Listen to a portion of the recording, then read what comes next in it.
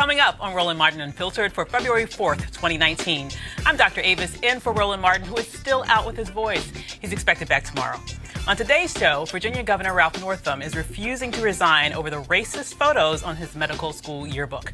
Afraid he will be branded a racist for life if he does, I guess, as opposed to being branded a racist for life who's also selfish if he doesn't.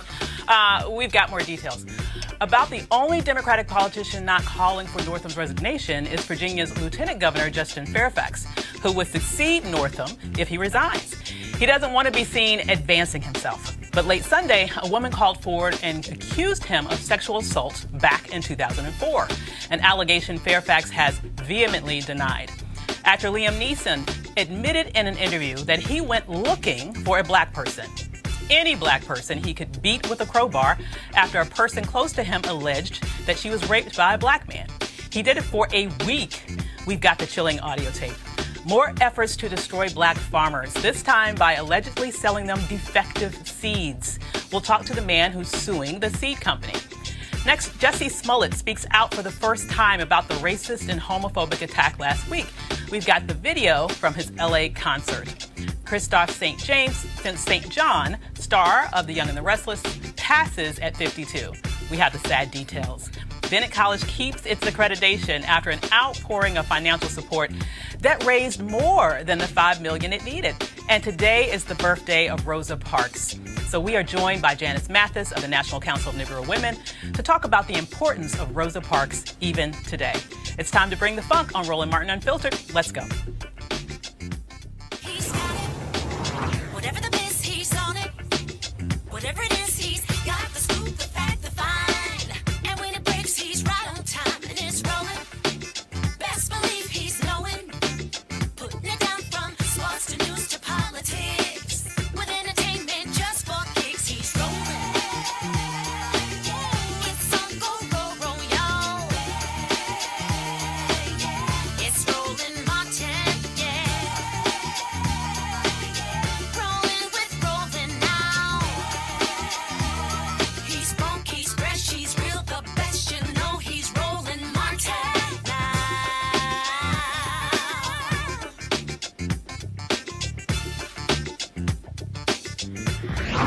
Martin. Friday, we showed you this page from Democratic Virginia Governor Ralph Northam's medical school yearbook page from 1984, when he was 25 years old. Since it surfaced, pretty much every Democratic office holder in Virginia has called on Northam to resign. The calls for his resignation, including the 2 Democratic senators from Virginia and all the announced impossible 2020 Democratic presidential candidates, accelerated after he first apologized for being one of the 2 people in the racist photo and then said, no, he wasn't that person. It wasn't me, the Shaggy defense, right? He reversed himself on the photos at the disastrous live news conference. Take a look. When my staff showed me the photo in question yesterday, I was seeing it for the first time. I did not purchase the EVMS yearbook, and I was unaware of what was on my page. When I was confronted with the images yesterday, I was appalled that they appeared on my page, but I believe then and now that I am not either of the people in that photo. I stand by my statement of apology to the many Virginians who were hurt by seeing this content on a yearbook page that belongs to me. It is disgusting. It is offensive. It is racist. And it was my responsibility to recognize and prevent it from being published in the first place. My belief that I did not wear that costume or attend that party stems in part from my clear memory of other mistakes I made in this same period of my life. That same year, I did participate in a dance contest in San Antonio, in which I darkened my face as part of a Michael Jackson costume. I look back now and regret that I did not understand the harmful legacy of an action like that. It is because my memory of that episode is so vivid that I truly do not believe I am in the picture in my yearbook. And you said that the competition in San Antonio was a dance competition? Yes. And it was that you danced the moonwalk? That's right. Are you still able to moonwalk?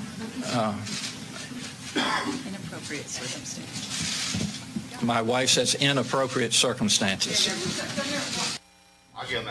A new poll conducted after the pictures surfaced showed Notham's net approval rating plummet. CNN is reporting that, according to a source at Notham's cabinet meeting this morning, that the governor specifically said that if he resigns, he would be resigning as a racist for life, that he wants to stay in office and convince people that he is not in that photo. Good luck with that. And that the photo does not represent who he is. While all this was going on late yesterday, an allegation of sexual assault surfaced against Lieutenant Governor Justin Fairfax. A woman claimed he sexually assaulted her in the 2004 Democratic National Convention in Boston. Fairfax put out a statement at 2:55 a.m. this morning denying it. And late this afternoon, he held an impromptu news conference at the Virginia Capitol building and said these allegations were timed to smear him, as he may become Virginia's governor if Governor Ralph Northam resigns. And my family is strong. My faith is incredibly strong. My faith in God is unshaken. We will not only deal with this smear as we've dealt with so many other attacks over time, but we've always, when we've been attacked, been elevated. Every single time someone is attacked, whether it's a lie, whether it's a smear, a political attack, a personal attack, a character assassination attempt, we've always not only gotten through it, but we have been elevated.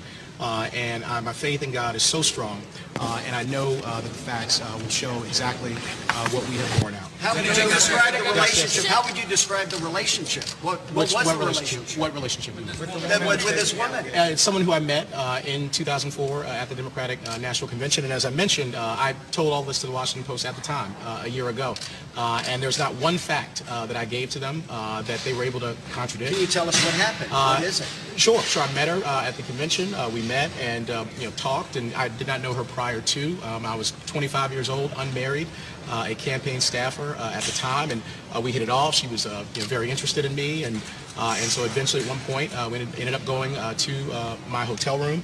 This is in 2004. She was, very much into consensual encounter, and she even admits in the story there's consensual activity going on. And again, I have children, so I'm going to be very circumspect about what I say. But everything was 100% consensual, and not only that, the same person called me sometime later and wanted to meet with me, wanted to come visit me. I was still in law school at Columbia Law School, wanted to come to New York City to meet with me, wanted me to meet her mother. And said that years later, months later in this case, and years later now, we have a totally fabricated story out of the blue that's meant to attack me because of where I am in politics. The fact that it only came up once I won. And remember, I have run for office before. I ran in 2013 in a primary statewide. I ran in 2017 in a primary statewide. I ran, of course, in the general and won. It was only at the point that I won that this person fabricates this claim and then attempts to, again, get it into the media. And when they failed the first time to get it into the media, comes back around a year later at another point of maximum media attention, and once again tries to get it in through some website and some people who we know who are involved in this. And so no one who is telling the truth operates in that way. I have nothing to hide, and yet to have someone manipulate the media. If you were telling the truth, there's no reason that you would go away for a year once you fail to get it into the Washington Post and then come back later, again, with zero corroboration whatsoever, and there's no corroboration because that did not happen. A collective pack, they said that you believe that the governor's team is spreading misinformation about your team. Can you comment on that, please, sir? The collective pack has made its statement, and so do you believe it? I don't know precisely where this is coming from. We've heard different things, but here's the thing: does anybody think it's any coincidence that on the eve of potentially my being elevated, that's when this uncorroborated smear comes out? Does anybody believe that's a coincidence? I don't think anybody believes that's a coincidence. Again, particularly with something, this was not the first time this was brought up. It was a year ago this was brought up, and yet the Post, who investigated it for 3 months, dropped the story, did not do it, and they did not do it because it was uncorroborated, and it's uncorroborated because it's not true. And so it goes away for a year and then crops back up right at this moment. You don't have to be cynical. You don't have to understand politics to understand when someone's trying to manipulate a process to harm someone's character without any basis whatsoever. And again, I have lived my life in a way that I'm proud of. I've put myself up for election to the people of Commonwealth of Virginia multiple times. You never in the course of any campaign I have ever run had anything said like this about me.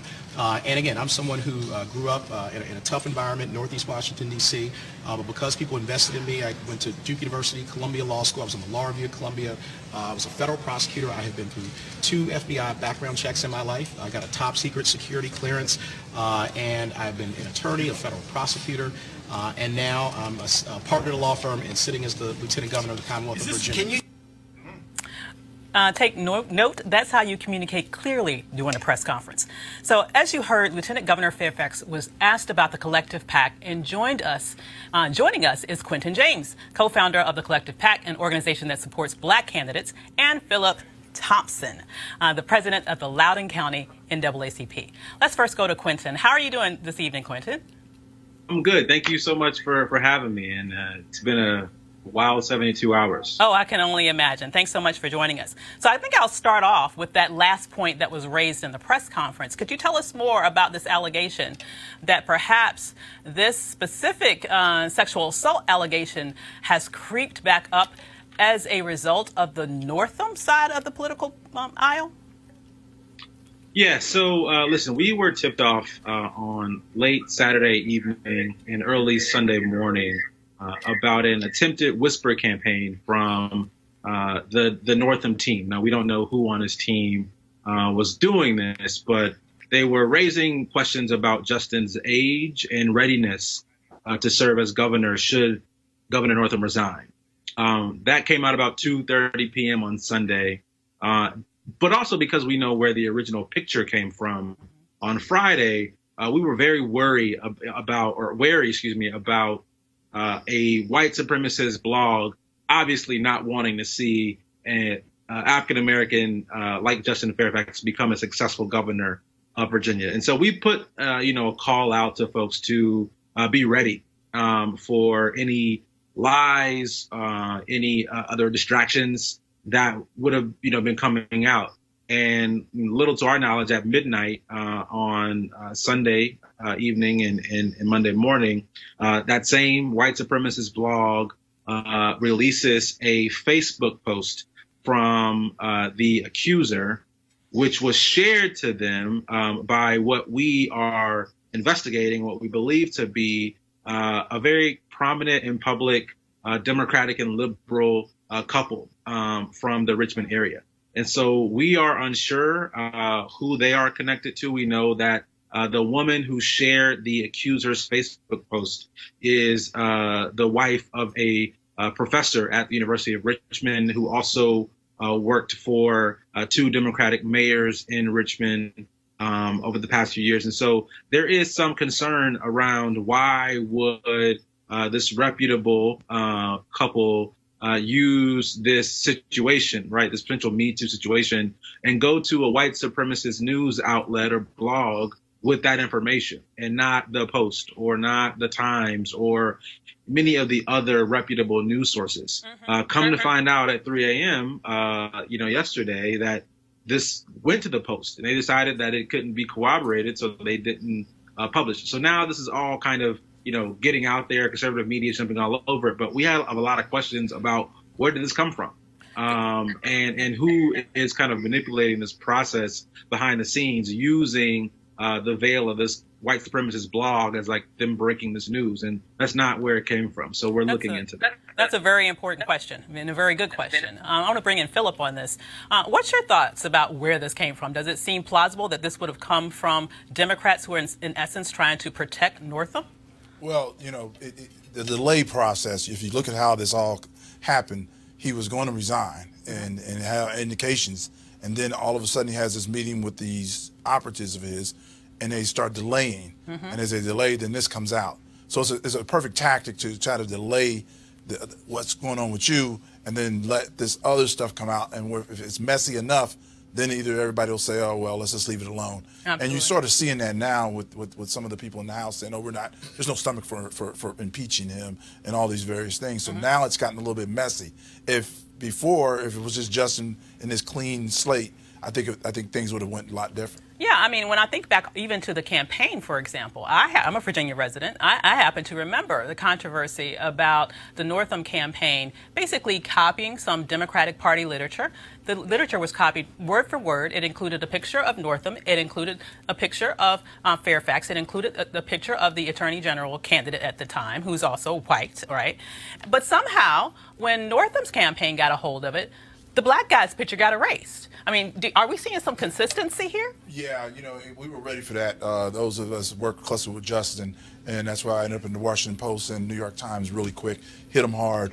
They then jumped away from that. So you're starting to see the impact of that same type of technique. Virginia is, as I said, Virginia politics, especially Democrat politics, is somewhat of a plantation. You're allowed to reside on this plantation, but you're not going to get to the big house seats. That's the way they try to handle it. And in this situation, they are staring at the precipice of having a 39-year-old man become potentially a governor for 6 years. And for some people, that's probably untenable. I hear you. So joining us on the panel today to talk about this and more is Joseph Williams, senior editor for U.S. News and World Reports, Michael Brown, former vice chair of the DNC Finance Committee, and of course Eugene Craig of X Factor Strategies. Yes. So welcome. Appreciate it. Great to have you on the panel. So first, I'd love your views on this. What do you think is going on here? Are we sort of being too conspiratorial when we talk about, hey, maybe this is coming from the Democrats? It's hard to be too conspiratorial when you're talking about Virginia politics for the reasons you just said. I mean, I'm old enough to remember when Doug Wilder was elected in the 80s, and on the eve of his election, when it looked like he had scored a clear victory, all of a sudden there was a recount, all of a sudden there were problems, there were malfunctions with machine X or machine Y, this precinct wasn't counted accurately. So it's not surprising at all. What is interesting is that it's coming from the left, ostensibly. And there's been a lot of discussion about this, and to me it kind of smacks a little bit of liberal racism, where you have people who want to be on the right side but still can't quite give up that measure of white supremacy or of superiority. They want to be in charge. They don't want any other people to be in charge, even though they have good intentions. Just trust us. Yeah. But I think right now it's a situation where you have to wonder if Governor Northam was lying then or if he's lying now. His credibility is dust. And even if he wasn't in that photograph, it still is a really bad look to kind of say, well, I wore blackface once on a moonwalk and I should still get to be the governor. Even the once thing doesn't hold water to me. Because when he specifically said, well, if you ever did this before, that it's hard to get too much off, so I didn't put too much on. And you don't know that if that's your first time using it. Exactly. But what are your thoughts about this? I agree 100% with you. I mean, the record that that's become public in the last 72 hours between the blackface that now we know isn't the first time. He's now a Super Saiyan Coon Man. That's your nickname. That right there should disqualify you. I mean, okay, yes. The picture. All right, where do you get a KKK robe in 1984? Yeah. I mean, did he just cross KKK? Like, where did? I'm being honest here. Cleaners, you just don't come across those just willy-nilly at your local Goodwill. Well, I can tell you, I was actually a student at Virginia State University in the 1980s, and Did while you I come was across a KKK robe? while I was at Virginia State University, there was actually a Klan march right by our campus where there were plenty of KKK robes. Got it. So it is not. To me, it is. Quite frankly, it looks pretty damn authentic to me. But you're also talking about the former capital of the Confederacy. Absolutely. Yeah, You're talking about that is not in short supply, I don't think. But also you've got the governor who was also mired in this campaign over the Confederate statues. The mayor of Richmond is African American. He was mired in it. Yeah. And you have this struggle for history. Yeah. Struggle who gets to decide history and who gets to say what's racist and what isn't. And to a lot of people's sentiment, it's not the white guy. He Absolutely. doesn't get to do that. Yeah. I hear you. So, Michael, being someone who's familiar with breaking barriers, right? Do you think it was just too much for people to bear, hearing basically 24 whole hours of people having these thoughts about the second black governor in Virginia, the youngest governor ever in this nation? Do you think that was itself, all of that discussion, that chatter, was rubbing people the wrong way? I mean, possibly. Just like it was too much for, after 8 years of an African-American president, and possibly a woman. Just like, so yes, sometimes, but you know what? Some of that doesn't even matter. Whether the lieutenant governor is black, yellow, green, or white, this guy needs to step down, period. Steve King needs to step down. I didn't hear Majority Leader McCarthy talking about leave the House. Yeah. I heard him take him off some committees. Right. I didn't hear anybody saying for him to resign. I certainly haven't heard any from the right telling President Trump, 45 to resign. Oh, look at you. I slipped. Man. It's just, it's terrible. It doesn't matter what side of the aisle you're on. He needs to step down, leave office. He has no more, there's no moral equivalent. Yeah, maybe there's some conspiracy theories. It doesn't really matter. He needs to move on. Yeah, Quentin, if Quentin's still available, I just had a question for him. Quentin, when you're looking at what now Governor, already calling him Governor Fairfax, is facing, what does this do in terms of damaging potentially his ability to be able to maybe not only just ascend to the governorship if for some reason Northam actually does get his senses and resigns?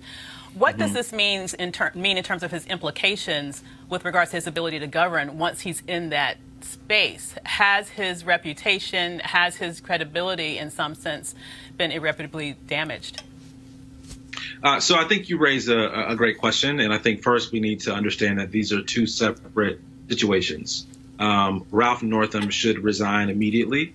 That has no bearing on any falsehoods that have been released to the public over the past 24 to 48 hours. That's number one. Number two, the Washington Post and WUSA 9 in the D.C. area have both published accounts that they could not corroborate this story. And so the story is not corroborated. I don't think there's anything to really talk about there at the moment. Now, if things come forth that could, corroborate the story, sure, we could have that conversation. But again, this is a non-corroborated story. It's like me saying, Ralph Northam did something, right? Without any evidence or any additional information there, it's just a falsehood. And so lastly, I think we need to look at Justin's record as a public servant over the past year, his time as a federal prosecutor.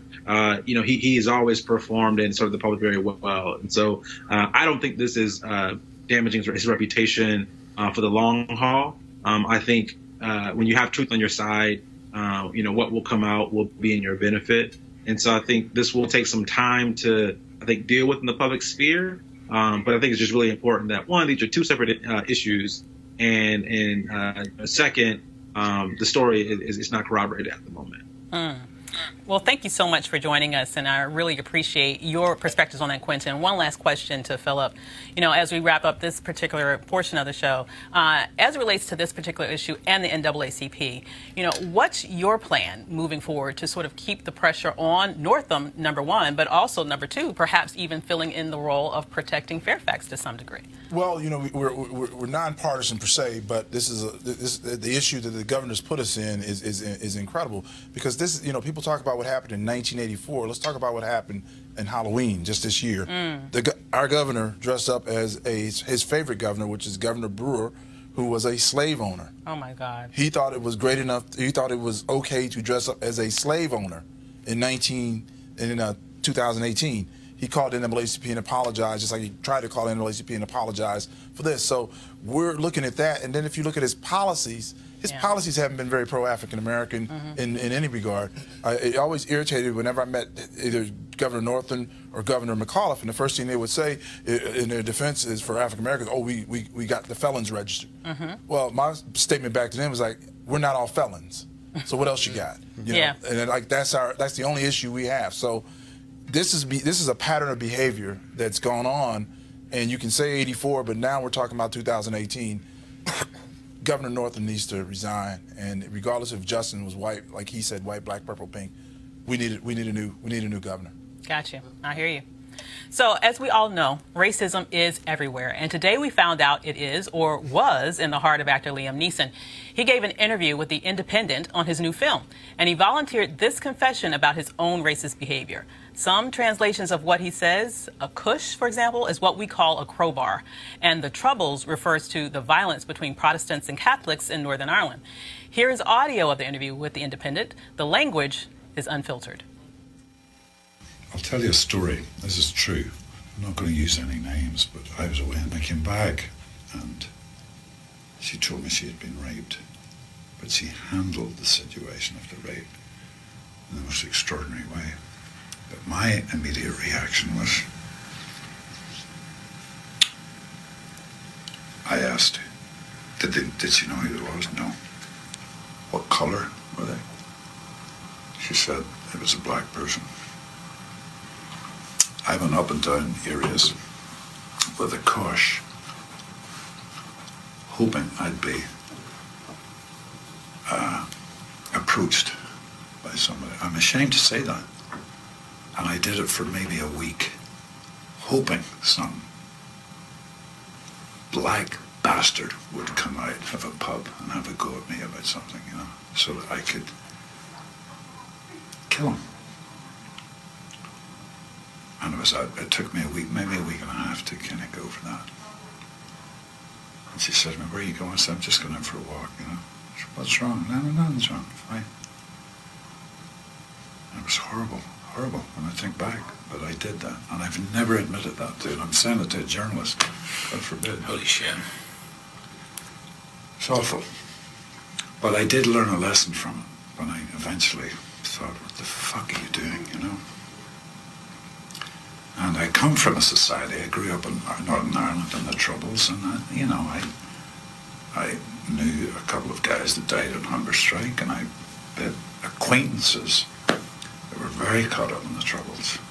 And I understand that need for revenge, but it just leads to more revenge and more killing and more killing. And, you know, Ireland, Northern Ireland is proof of that, you know.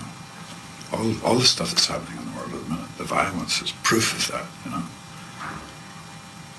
So it's, but that's, yeah, primal need, I understand, you know. Relate to that. So, Joseph, the need for revenge, that doesn't sound like revenge to me. A random black person sounds like a lynching to me. I mean, what do you think? It sounds like homicide. And I thought it was quite interesting that when he unspools his, he unburdens himself about this whole situation, the one thing he apologizes for is thinking about killing someone and killing needs more killing. What about the racism part? What about the fact that you're going to get some random black guy off the street? I mean, it just boggles my mind and probably gets him. I have, two questions. The first is, why are you bringing this up? I mean, I guess he's promoting a new movie, but I'm not really sure why this particular story feeds into that. Yeah. The second is, what happened to his consciousness of some black person he was going to kill, and he had homicide in his heart, and the only thing he saw was color? Why did he ask what color that person was? It just kind of mystifies me, and I think he's going to have a a lot of explaining to do. Absolutely. So it's a little bit below black in social media today. Number one trending topic. I mean, you got to think about this right now. I got to cancel about half of my adolescence.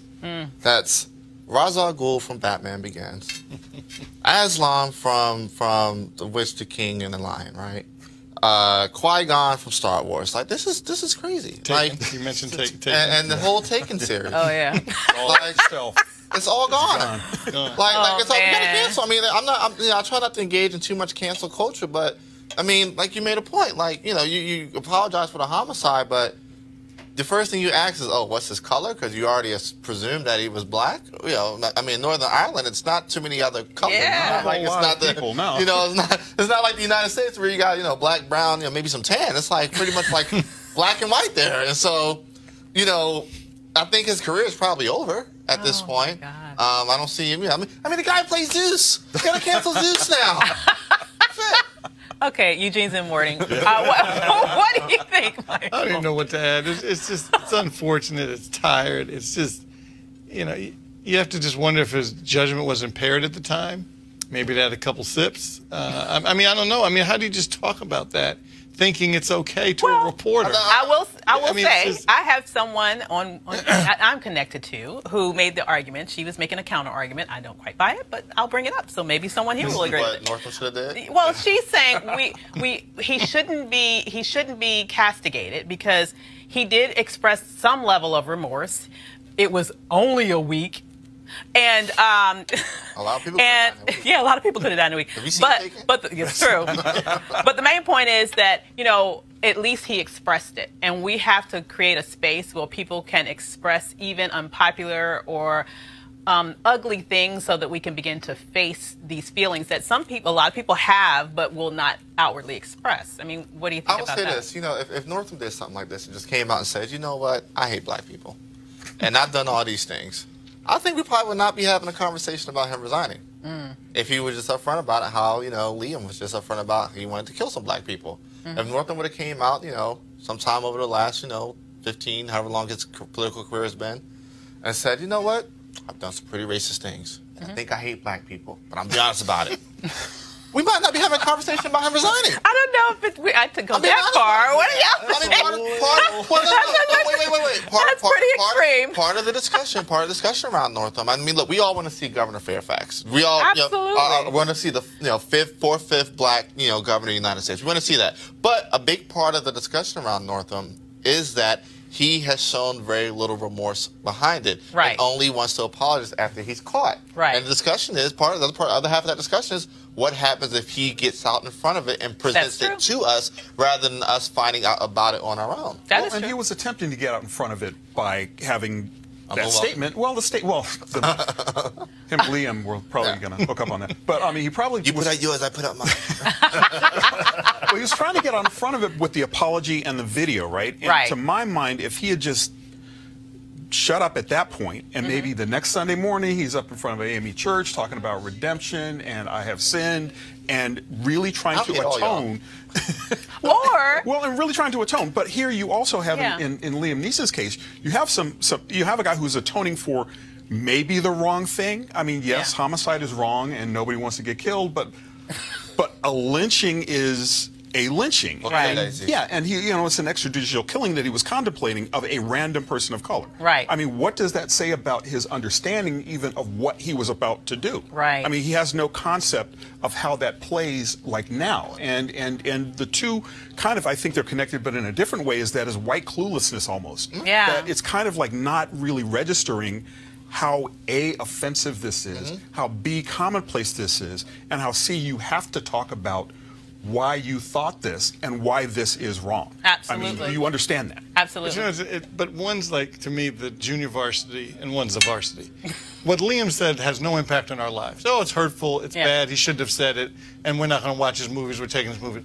But the governor has direct impact and policy over your life if you're a Virginian. Absolutely. And so to me, it's worse. Absolutely. It's not even close. And even just as disturbing, he was a doctor before he was a governor. Oh, so, so he was taking care of people. Exactly. And we know how black people are not given the same treatment as white people are when seen by a doctor. I mean, how many more are in blackface, and how many more are treating us and treating our children today that have hate in their heart? Well, and that's just one real quick. That's the one thing that kind of strikes me is he got caught. How many other people out there do not get caught? And I'm always people has a copy of that yearbook? Well, at least we're talking at least 1,000, give or take. And the other thing that kind of strikes me is every year it's Halloween and Black History Month. Absolutely. Somebody gets caught wearing blackface. They just do. Sometimes they get fired. Sometimes they get, a little slap on the wrist and goes. Didn't it happen to a public official in Florida? It happened. Yes, it did. Secretary of State. Secretary of State. But one more thing about this Neetham situation. What I find interesting is that this issue of forgiveness somehow never came up. It's interesting. The reporter didn't say, "Well, did you think about forgiving this person?" Whereas, how many times have we seen when a grieving mother or a grieving sibling or a grieving loved one is sitting there heartbroken because their loved one has just been murdered by a white person, the first thing out of the reporter's mouth is, "Do you forgive?" Is forgiveness only our responsibility, apparently? Well, I think in that set of circumstances, part of the responsibility is the journalist. I mean, we have a dearth of people of color in journalism. And because we don't have a lot of people of color in journalism, questions like that get answered of grieving mothers and of movie stars. And even if you extrapolate it a little bit, even the elite political press who was covering Ralph Northam and covering Justin Fairfax probably had a blind spot or two, collectively speaking, that overlooked a lot of what happened with the vis-a-vis the Flyers, and was not scrubbing him to get that yearbook photo. 2013, when during the debate, he wouldn't shake E.W. Jackson's hand. Oh, wow. That's right. Afterwards, I forgot about that. And keep in mind that Governor, I hate to call him Governor Northam anymore, but the governor, well, you know what? Go ahead, Dave. It's just tired. He's like, he just need to go. Right, okay, right, that's the shortcut. He needs to go. Did we throw a ball for Fairfax after he sworn in? Yeah, I think so, yeah. Oh, it's lit. Maybe small ones. Well, from the governor to farmers, okay? In the 1920s, there were 1 million black farmers. I'm a descendant of them. Today, there are about 30,000. Sure, the number of farmers in general have declined over time. But for black farmers, discrimination from the U.S. Department of Agriculture, from banks and suppliers, have made it especially difficult to stay on the land. The TV show Queen Sugar from Ava DuVernay on the Oprah Winfrey Network tells that story.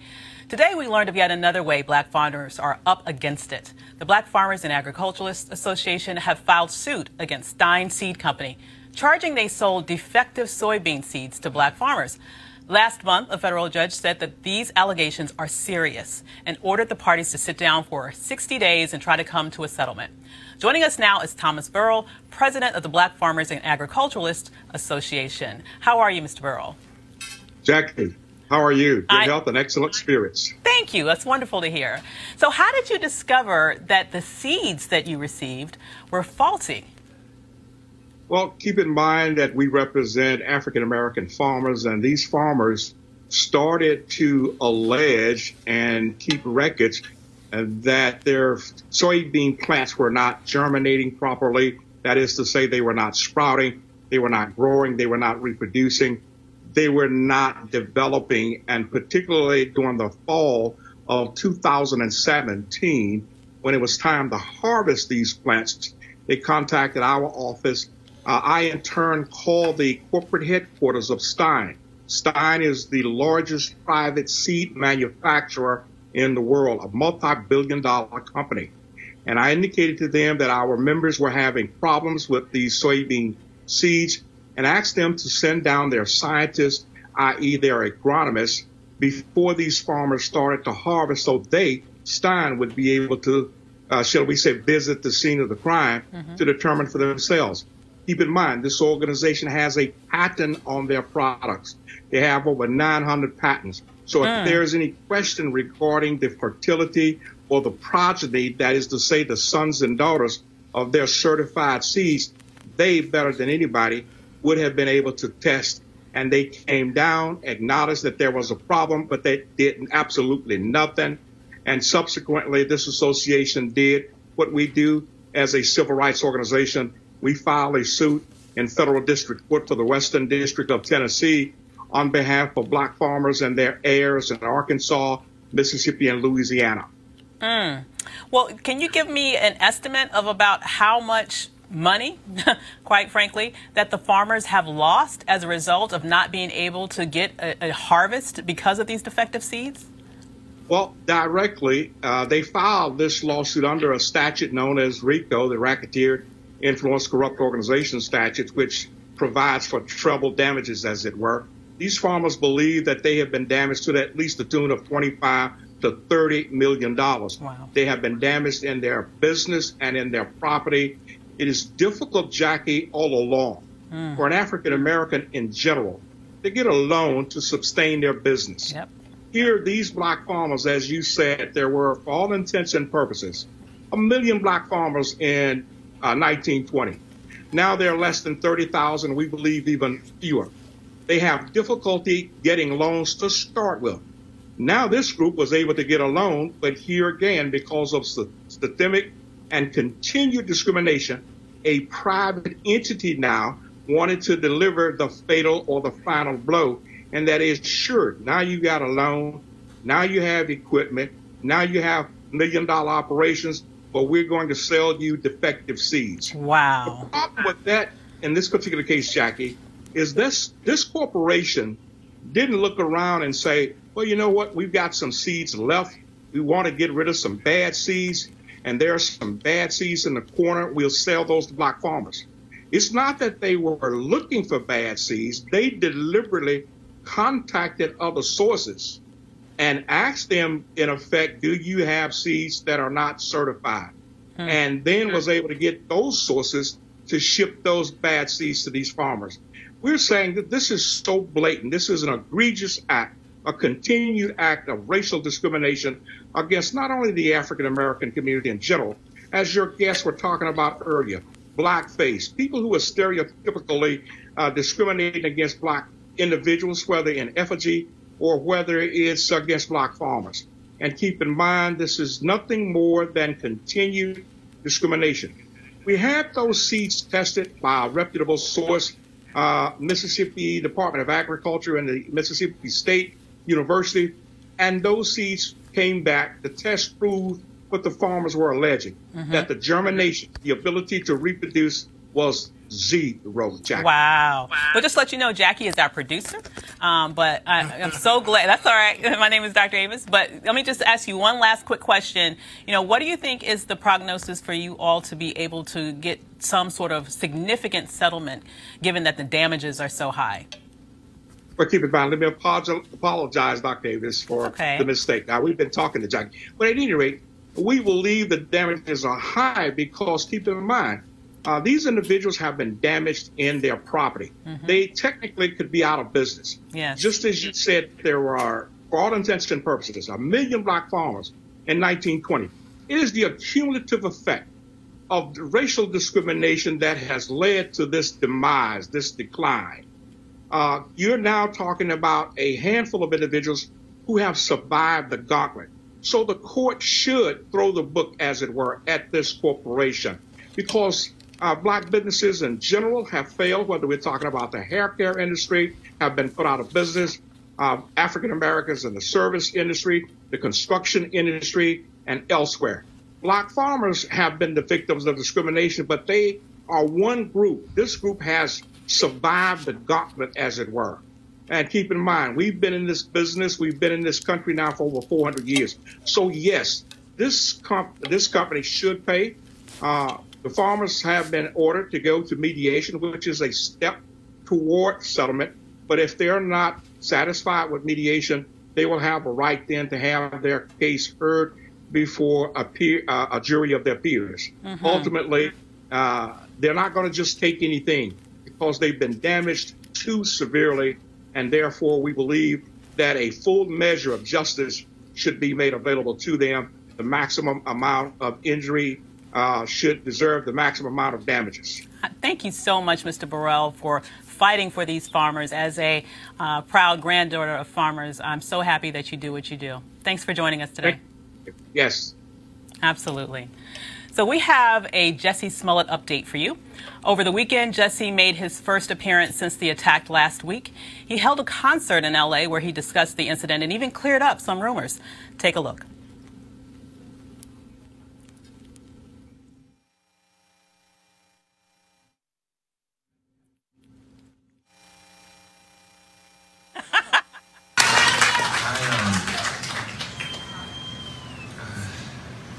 I was going to say so much.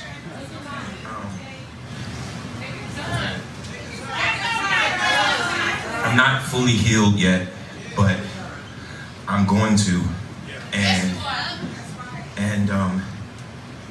I'm gonna stand strong with y'all. A couple of points that I wanted to make really quick, just because it's 4 points.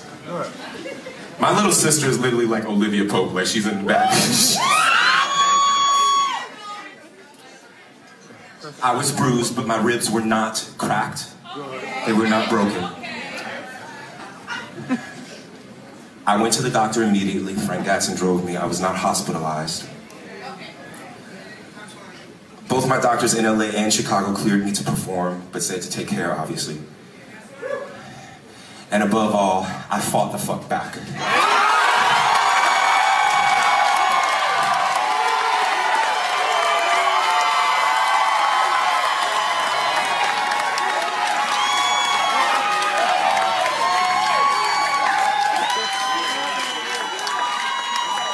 I'm the gay Tupac.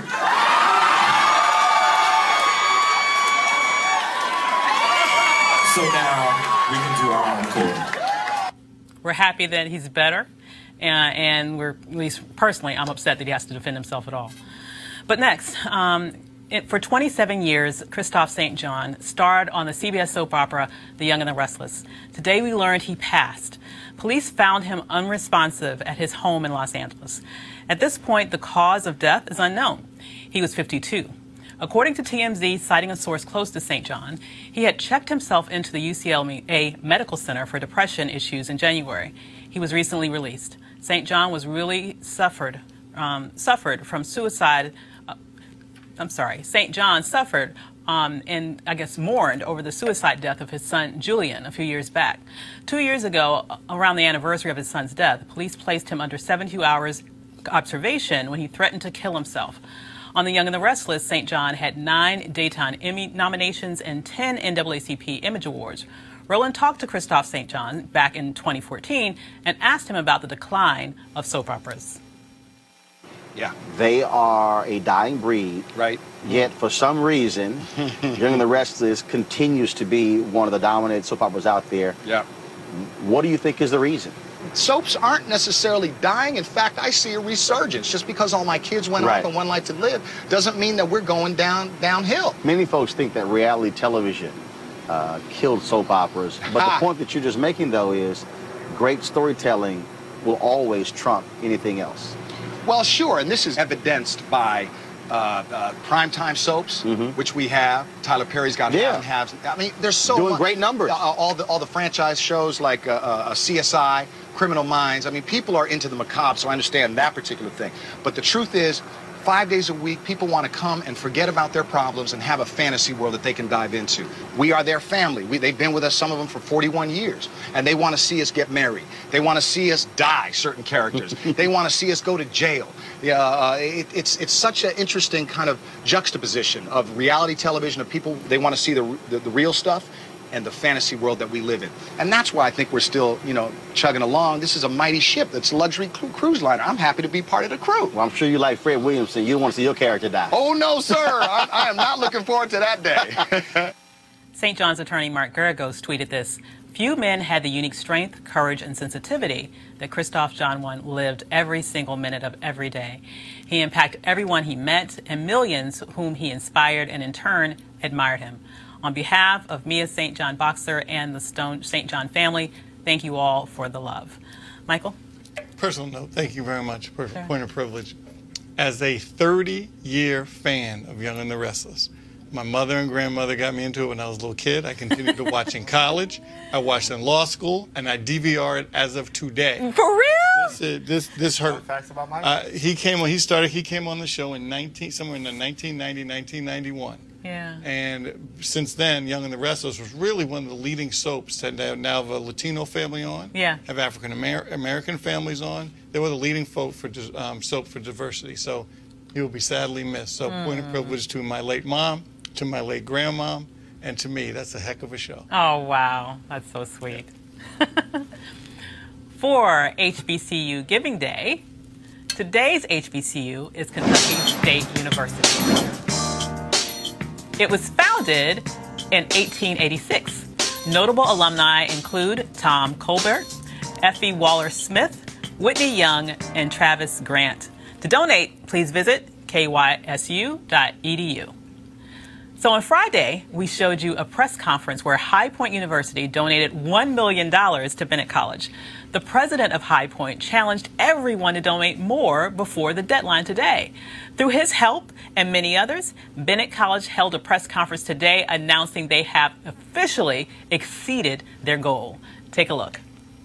When you add up the number this morning, I don't know if you got a banner or what you got going on.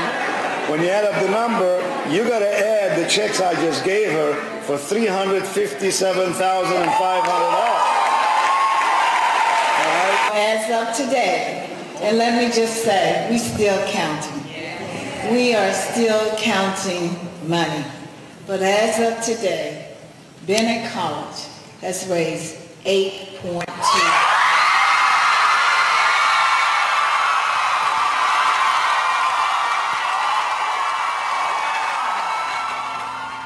So over $8 million. What do you guys have to say about that? They came back strong, didn't they? Sure did. That's a lot of love, and it's well-deserved, too. I mean, I think people are starting to understand what HBCUs mean to America and what HBCUs mean to like black people in general. And I think it's a really fantastic thing that you had a white college step in and try to kick in some and get everybody jump-started about it.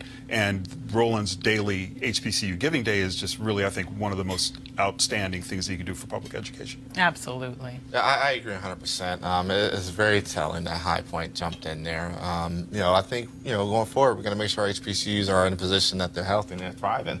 And a big part of that is helping them build up their endowments, helping them, you know, retain students, make sure they're getting, you know, just due funding. All those play a role in the health and vitality of our HBCUs. And so I'm glad Bennett's going to survive, you know, keep that accreditation, you know, keep our good black women strong and educated. That's right. So let's see what happens here. All right. And you know what Roland would say? Roland would say it shouldn't take a disaster for folks to write checks to HBCUs. It should be happening all the time from alumni, non-alumni, to keep our HBCU community strong. Absolutely. Because we have to save ourselves. That's the bottom line. So Rosa Parks would have been 106 years old today, but her life and legacy have inspired generations of African-American women. Here to share her thoughts on Rosa Parks and her meaning for black women today is Janice Mathis of the National Council of Negro Women. Hello there, Janice. Hello, Dr. Avis. Thank you for having me today. I'm so glad to have you here, especially on this special day. Absolutely. I never met Rosa Parks, but she inspired me like she did generations of other women and men. If you go back to 1957, that was a difficult time in the United States, especially in places like Alabama. You can tell the way I talked that I'm from down there, from South Carolina. And Brown versus Board of Education was decided in 1954. I was fully 12 years old, having been born in 1954, before I entered a school that was not segregated based on race. That was how long and how hard the South fought to resist Brown and the efforts at integration. Rosa Parks was one of those sheroes who just refused to take no for an answer. One day she said, "I'm not getting up from my seat." And the guy asked a bus driver in Montgomery, asked her, "Why won't you get up?" She said, "I don't think I should have to." With that very simple statement, she sparked a movement that was one of the most profound and important and successful movements for freedom in the history of this country and probably the world. They stayed off those buses for 380 days. Try to get us to do something for 3 days. Right? But they stayed off those, and they say that E.G. Nixon and Martin Luther King carefully and cautiously rode around the town looking to see would people really boycott the buses. They didn't have any way of knowing. King was very young, very new in Montgomery. That morning on December 5th, they elected him president of the Montgomery Improvement Association and marched him right into history. So we've got a lot to be thankful for. Now, the end of the story, of course, they won in court. Montgomery had to integrate the buses, but she was run out of town. She lost her job as a seamstress in a local department store. The family moved to Detroit, where our good friend John Conyers gave her a job. That was the kind of caring that those folk had to have for each other, which is another lesson for us today. Would we care enough about somebody, Colin Kaepernick, who lost his job protesting for all of us? Would we care enough to pool our money and make sure he had income and revenue? Those are the kinds of questions that Rosa Parks raises for us today. So I'm delighted to be here. We're strong people. If the enemies of freedom knew who we really were, they'd leave us alone because we always win. So to Rosa Parks, thank you for what you did and how you dedicated your life to helping all of us be freer. Absolutely. So what do you think we can really learn today as black women and black people about persevering even in difficult times from her life? I think that, first of all, that there was a certain kind of unity. Now, from a tactical, you're an organizational specialist. I know how you organize things. It was simple. We went all over the place, It was integrate the buses now.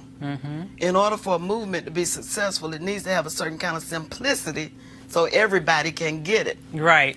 And then there was this sort of unified fervor. You knew who the target was. The other thing, the lesson that we draw from it is that these systems of oppression don't stop coming just because we're in 2019. That there was de facto segregation. The bus driver say, get up, and I'm gonna move the sign back and expand the white section and just sort of arbitrarily truncate the black section because I feel like it. That's de facto. Right. But it was backed up by de jure, the legal segregation, and she was charged with and convicted of violating the Montgomery City Ordinance. What does that amount? Today, Marsha Fudge was in Texas taking testimony about the restoration of the Voting Rights Act. So we have to fight the systems of oppression that are backed up by law and those that are backed up by custom. So, brothers, what do you think about, Rosa Parks? What sort of influence has her just bravery made on your life? It's amazing. I mean, and it's ironic in a kind of an odd way that today is National Transportation Day, Public Transportation Day, and public transportation, like beyond just heavily integrated city, is also about movement and economic freedom and getting people to and from jobs. Right. We have a real problem here in the United States recently with the fact that public transit is losing ground to services like Uber and so forth. And a lot of people who depend on it don't have cell phones, don't have credit cards, and they need buses to get around. Right. But services are contracting at the same time that the need is growing among a certain segment of population. So I think it's really ironic and interesting and inspirational in a way that Rosa Parks Day and her birthday occurs on the same time we're talking about the need for more expansive and more accessible public transportation. Absolutely. Yeah, it's probably the person here that's had the greatest compounded effect of Rosa Parks' action. It's nothing less of inspirational. As our good friend Janice said, the fights and struggles don't go away; they just evolve and mutate and reappear themselves in different ways. And look, it's up to my generation to keep that fight going forward. Absolutely. Well, we've been talking about a lot of this stuff today on this hour. I mean, a lot of the Absolutely. fights that have been won but not over. I mean, the black farmers, the racial sensitivity of a sitting U.S. governor. Yes. So it also is reminiscent. It's not that long ago. I mean, we're talking about within our lifetime, certainly within my lifetime. My parents graduated from a segregated high school. My parents, and there was not that long before we, as their heirs, were, when I was born, they couldn't vote in certain states. So it is inspirational, and it is a call to action for the fact that we still have a lot of work that's not done and a lot of fights that we don't even know are around the corner yet. Absolutely. Michael. A second plug for my mom. My mom used to work at the National Council of Negro Women with Dorothy Height. That's right, she did. But I think most of us, the first papers we wrote in school were either Martin Luther King Jr. or Rosa Parks. Yeah. And I certainly wrote my share of Rosa Parks papers, and it just takes so much pride in it. And don't say anything bad about Rosa Parks. That's right. You don't hear anybody. The fight starts. Absolutely. Very real hands. Absolutely. A shero and a pioneer. Absolutely. Happy birthday, Rosa Parks. That's right. That's a wonderful way to end it. Happy birthday, Rosa Parks. That's it for Roland Martin Unfiltered. We will see you back tomorrow. Holla. Is that better? You want to check out Roland Martin Unfiltered? YouTube.com/Roland S. Martin. And subscribe to our YouTube channel. There's only one daily digital show out here that keeps it black and keep it real. It's Roland Martin Unfiltered. See that name right there? Roland Martin Unfiltered. Like, share, and subscribe to our YouTube channel. That's YouTube.com/Roland S. Martin. And don't forget to turn on your notifications so when we go live, you'll know it. You want to support Roland Martin Unfiltered? Be sure to join our Bring the Funk fan club. Every dollar that you give to us supports our daily digital show. There's only one daily digital show out here that keeps it black and keep it real. It's Roland Martin Unfiltered. Support the Roland Martin Unfiltered daily digital show by going to RolandMartinUnfiltered.com. Our goal is to get 20,000 of our fans contributing $50 each for the whole year. You can make this possible. RolandMartinUnfiltered.com.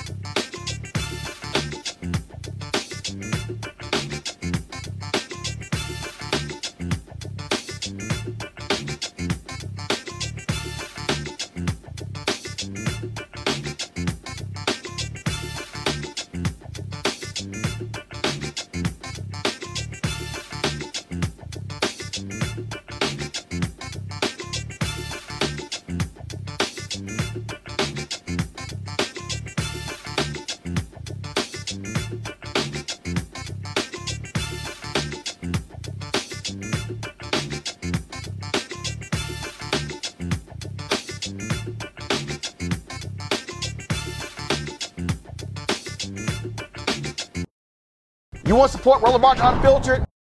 Be sure to join our Bring the Funk fan club. Every dollar that you give to us supports our daily digital show. There's only one daily digital show out here that keeps it black and keep it real as Roland Martin Unfiltered. Support the Roland Martin Unfiltered daily digital show by going to RolandMartinUnfiltered.com. Our goal is to get 20,000 of our fans contributing $50 each for the whole year. You can make this possible. RolandMartinUnfiltered.com.